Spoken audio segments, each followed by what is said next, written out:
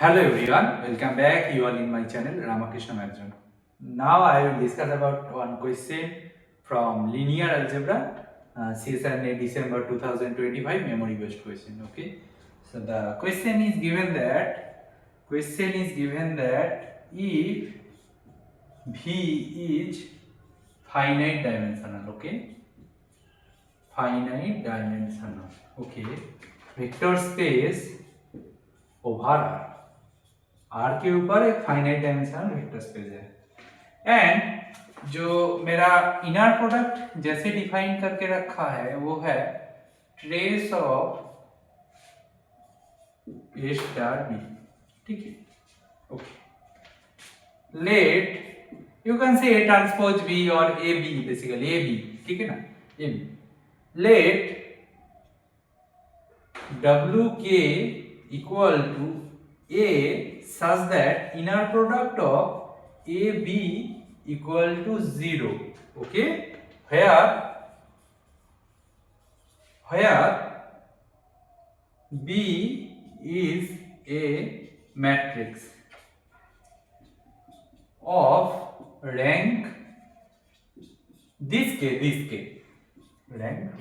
Okay, then which of the following statement is true? Okay, first option दिया है W not equal to 0, this singleton 0, B W1 equal to this, C option दिया है W2 equal to this and D option दिया है WN equal to this. And remember that V का जो finite dimensional vector space dimension equal to n, ठीक है ना, ये दिया मान, ठीक।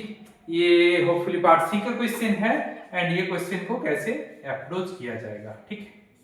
अच्छा, दिस क्वेश्चन को आप ऐसे ट्रीट कर सकते हो कि यहां पे इनर प्रोडक्ट जो डिफाइन करके रखा है, ठीक है।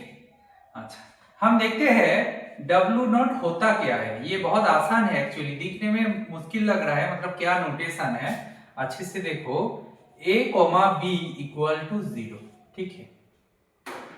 और जहां पे क्या है, rank of B equal to क्या है, K के साथ बराबर है 0 है। इसका मतलब क्या है? अच्छा, रैंक ऑफ B 0 है, इसका मतलब क्या, B must be a 0 matrix, right? I am right? So A B दोनों का इनर प्रोडक्ट हो रहा है, ये भी n क्रॉस n होगा, क्योंकि मेरा ए कहां से है, V से है, मतलब V be n dimensional vector space, ठीक है ना, ओके। तो इसका B जीरो मैट्रिक्स है, मेरा B जब जीरो मैट्रिक्स है और इन दोनों का इनर प्रोडक्ट 0 है, इसका मतलब क्या, इसका मतलब कोई भी V हो जाए ना, A क्या है, A कोई भी V से ले रहा हूं, A क्या है, A कोई भी एनी, A क्या है, एनी भी such that A, that zero matrix equal to 0 हो जाएगा। तो basically this one equal to V हो जाएगा, मेरा this V vector space. But W not बोल रहा है 0 के साथ बराबर है, singleton 0, that is not possible, right? You got my point. This W not equal to V मतलब पूरा वेक्टर स्पेस के साथ इक्वल हो जाएगा, क्योंकि वेक्टर स्पेस में से कोई भी वेक्टर स्पेस का एलिमेंट को उठाओ, ठीक है, such that inner product is equal to 0, क्योंकि B जीरो मैट्रिक्स है, ठीक है, गॉट इट। सो मेरा ए ऑप्शन गलत हो गया। So what about B option, देखते हैं बी ऑप्शन को कैसे किया जाए।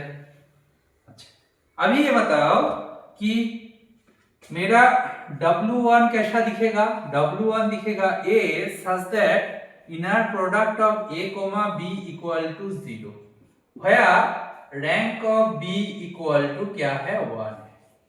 अब खुद ही बताओ कि इसका रैंक B है, इसका रैंक B है, मतलब क्या है, B नॉन जीरो मैट्रिक्स है, B नॉन जीरो मैट्रिक्स है।